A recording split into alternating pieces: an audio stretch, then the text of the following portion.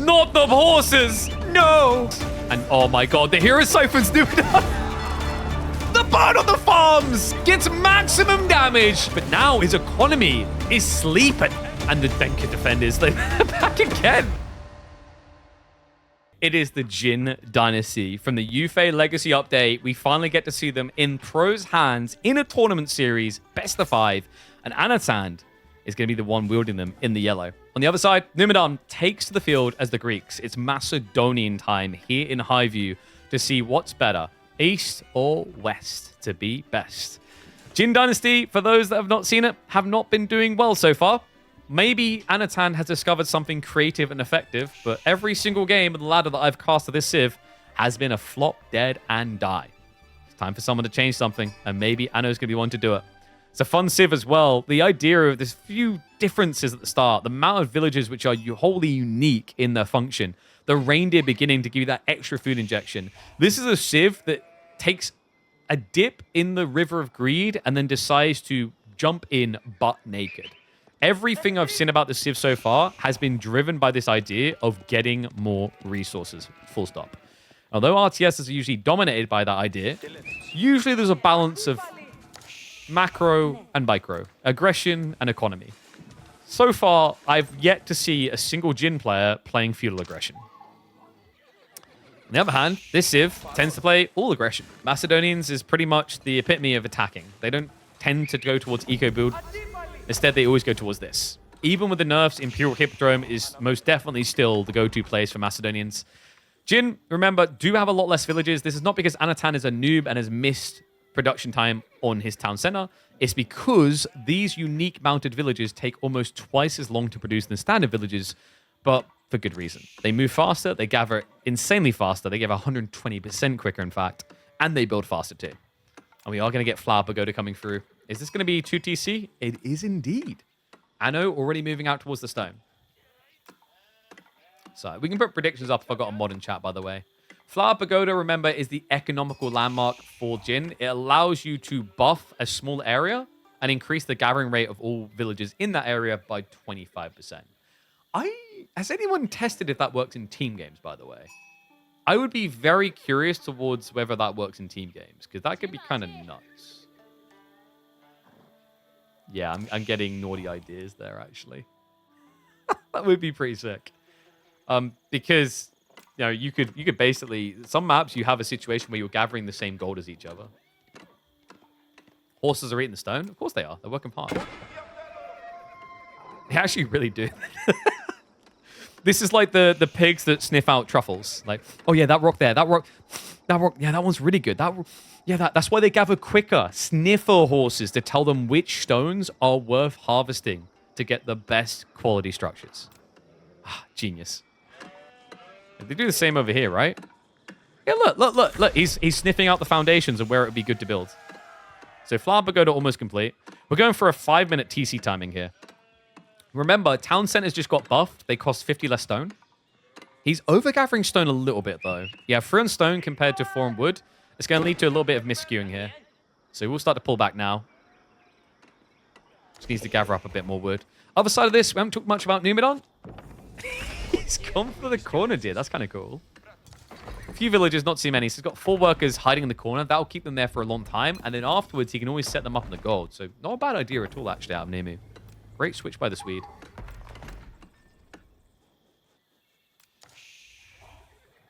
And now Anno, where are we placing this TC? Here. Oh. I'm going to be Homer. Oh. That's dirty. Look at the deers. Double deer, 1 screen, gold. And you're starting tree line not too far away. I mean, security-wise, this isn't too exposed. He's probably going to want to have to add in spears quite quickly because Numu could try to harass this with just raw horseman spam. Question is, does he want to gamble on a horseman push? Usually most Macedonian players will poke and prod, but they don't often want to immediately hard commit to mass horsemen. Especially considering that spearmen are recently buffed, right? They're a lot harder to bait, a lot better at bracing. I mean, the brace changes more towards knights, but can sometimes be impactful here too.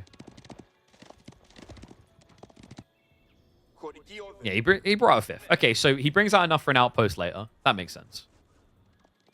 I'm assuming that Anatan just wants to go age 3 here. Apologies, the UI is broken. We cannot swap Dano's view. We have got the grassland post coming in. Remember, you can build grasslands on these locations. The grasslands spawn horses over time, which increases the health of all pony units, but also can be used to insta-spawn pony units.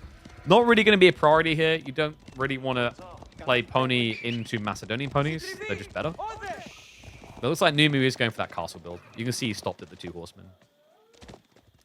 Yeah, my concern is like you're not going to be that fast. We're 6 minutes in. This TC's been up for like a whole minute by now. It's actually insane. Did someone clock the exact time? I'm guessing it was like 5:10 for Town Center Online. Like, it's so fast. How are you meant to stop that unless you're a Dark Aging Civ? Macedonians can Dark Age. They just don't tend to do it anymore. It just feels a lot better to get Hippodrome online, because if you play long Dark Age, that's longer you're going without your champions, which sucks. And we do have the buff here. Look at the gathering rate. They move fast. They gather fast. Oh, damn. Like, no wonder we're getting such rapid timings into 2TC Fast Castle with gathering rates like that. And by the way, I think, did he even tier 1 it? He didn't. That's tier 0. He didn't actually build a mill. He hasn't upgraded his hunting tech at all. Ships coming out. I know we'll have to walk away. These are just standard villages. Does end up minusing 1 there. Numenor almost ready to pull the trigger on a castle play. But I know, losing track of the workers a little bit. The body block, the move. Succinct movement there from Numu. Gets the blocker. Does cost him a scout, but worth it for another worker kill. And we are getting the outpost now, dude. Oh, this almost feels cheesy, man. It's so good. So the thing that you can do as Jin is in your outposts, your castles, and actually your town centers if you do the right landmarks, which I think you will, is you can spawn defenders. There'll be horseback, heavy cavalry that defend near your base. And that's what he's going for here, right? Like, I know you'll see it when it comes up here. It's really very reasonable in pricing, too. Right there. The Mengen Muka. He's actually going to be going hand cannon slits, interesting enough. But, like, this would only be 100 gold, 50 stone. You do need to be castle age first, which is not quite there yet. But the interesting thing is that just because you choose hand cannon slits, you can still also go for the Muka emplacement to get the free units. And it is going to be that one. Dragon Pavilion is the one that allows your town centers to spawn those horseback defenders for free.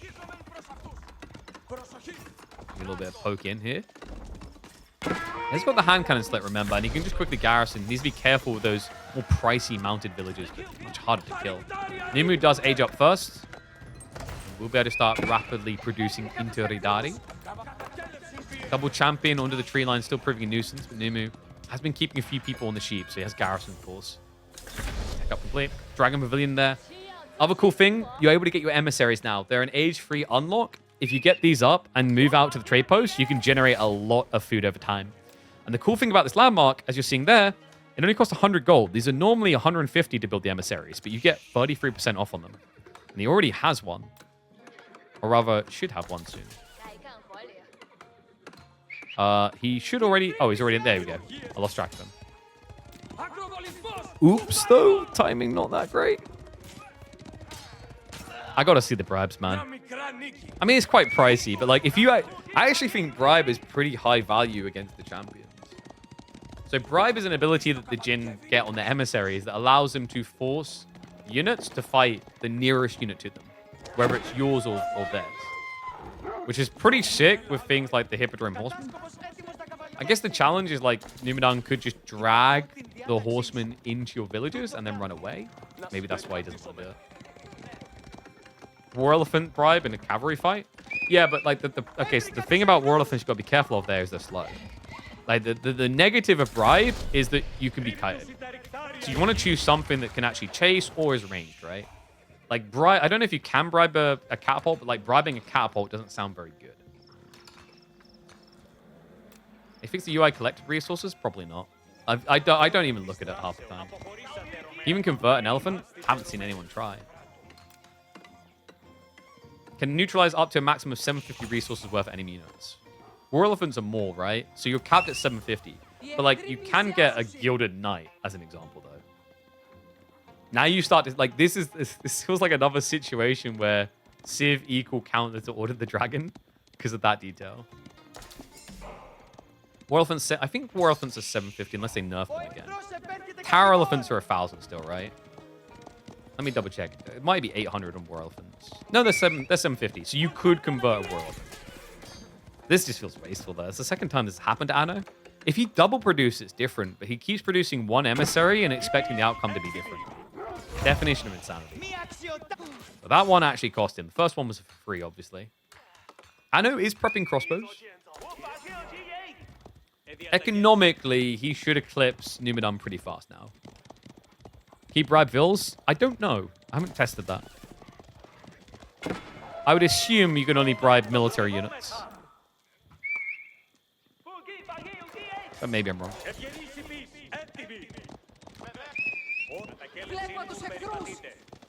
The good thing for Numidan, by the way, is like Anno is spread a bit wide with those TCs. He went a little bit looser. Thing that is tricky is going to be the Muka emplacements. The Muka emplacements are a really big problem here. Because remember, as soon as you get near, it's going to spawn in knights to kind of body block you and harass you and prevent you from getting on top of workers. Makes raids a lot more complicated to pull off. Doesn't work on vills? That would make sense though, right? Like, I think it would be a bit cheesy if you could bribe workers to just shiv out on a tree line. Because I'd have to double check. Do town centers and things shoot the bribed worker? The bribed unit, rather?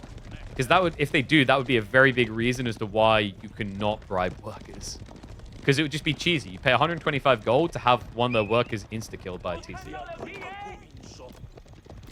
Emissaries should throw coins like projectiles. Dude, at this point, I feel like you just want to go play some Pokemon with Mew. Not Mew. With Meow. Are you just one of those people in Final Fantasy that just basically went full Gil throw builds?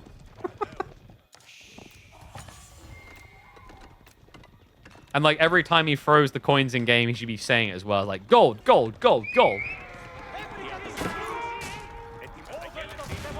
Just get Gil bombs. So these are the defenders we talked about. They chase for so long. Like that's the look at this. That's the radius. They basically harass to the edge of your screen. Oh, past the edge of your screen from TC center. That's so many. So 3 from the town center. You get 5 from the Dragon Pavilion. Okay, who else is already contemplating a Dragon Pavilion rush in the enemy base?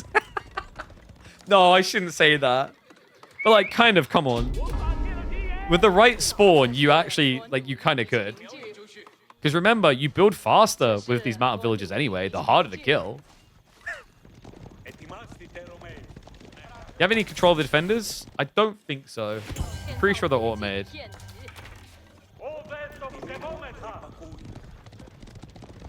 Like, basically, there'll be someone in range that'll attack. So they're kind of stupid. But it's a unit for free. What do you want, you know? You don't get closer. That's what I'm saying, though. Like, with the right type of map, like, say, Hill and Dale, you find the gold and they find the woodline next to each other. You Dragon Pavilion rush, right? Like, there's certain maps where I think it could be super effective. Straight up walk over priority. Nice raid in.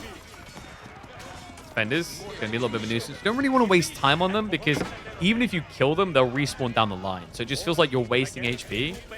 Like, you know when we talk about fighting versus healing being bad? Because if you don't kill, then they heal, and you don't. It's like that. Because now the Muka defenders go back inside, and when they come out, they're going to be fresh, they're ready to fight again, and rinse and repeat. Has someone checked, by the way? They do heal when they're inside, I assume. I'd have to double check that.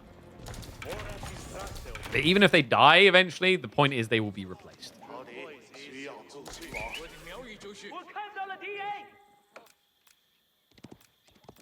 Stables getting set up behind this. Mate, they're so beefy.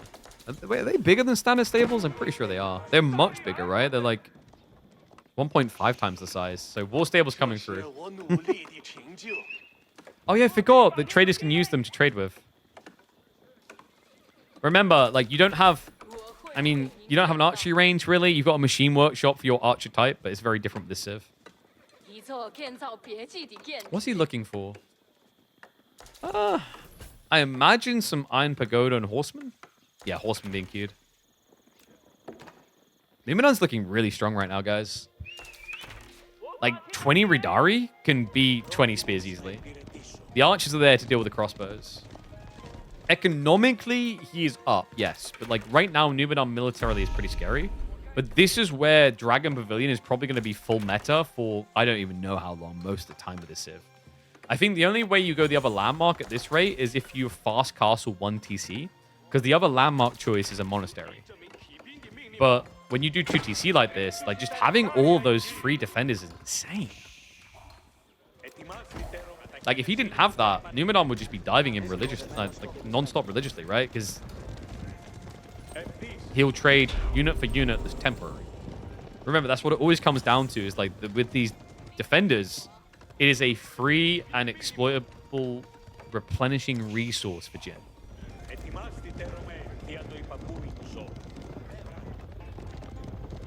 And it does sound like a strong thing, right? But I think they kind of need it. And the other thing is, if you see this happening, just fight where they're not. Reminder, the Muka defenders do get buffed by all these grasslands. So you see they got extra health. They also receive blacksmith decks. See, it feels like it's supposed to be played as Turtle. Yeah, and I hate that because my feeling is that every Chinese Civ has been designed that way, and I'm not a fan. Like, even Shushi, that people thought was a more aggressive Civ, we saw it didn't play out that way, eventually had waves. But if you look at the core design of even Shushi, with all of the Imperial Age cavalry units they unlock, which, to be honest, is their unique identity as a Chinese Civ, is cavalry, it's once again Imperial, so it's clearly intended for late. Makes sense? Definitely feels like every Chinese Civ just gets designed the same way. Not the same to play, but the same overarching goal, which is I want to be late game.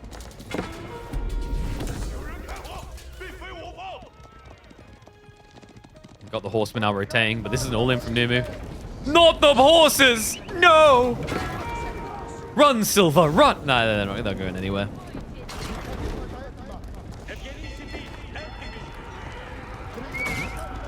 Menken defenders.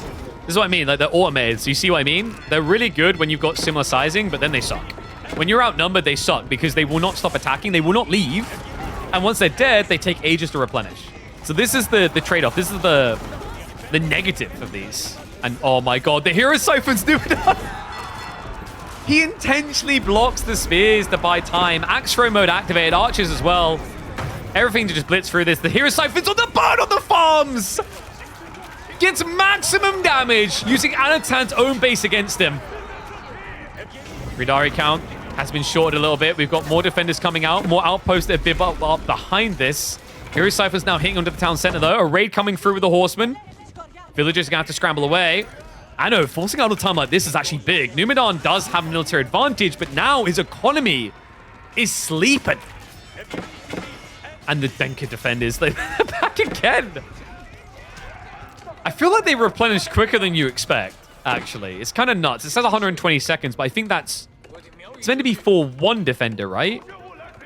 It seems like it's for more than one. Because he lost all of them out of the Dragon Pavilion. And then he has them again?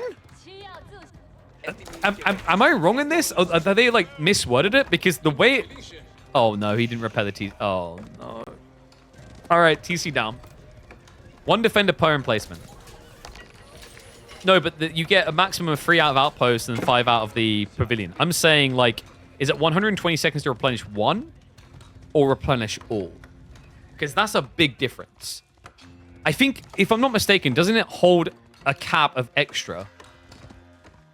Because, like, even when you're capped out, it still keeps replenishing.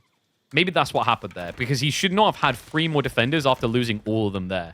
Right? I don't think 3 minutes passed in that fight. Oh, sorry, more than... I don't think 6 minutes passed. It might be that they build up a backlog, but that's kind of nuts.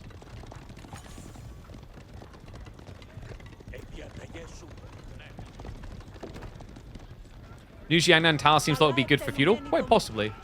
5 emplacements, so he gets 5 every... Oh, so wait, you mean it's shared between them?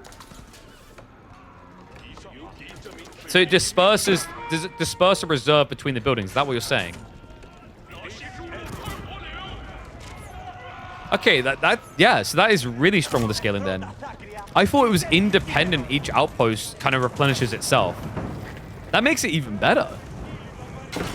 Yeah, okay, like, it's not easy to blitz through then. Oh, he did go for the spear range shot. Yeah, so you have a global deposit of Mooka charges, what you're saying. That makes it much better. What the hell? Arch is pushing in. Numenor needs to be careful. The Horseman wave coming through here.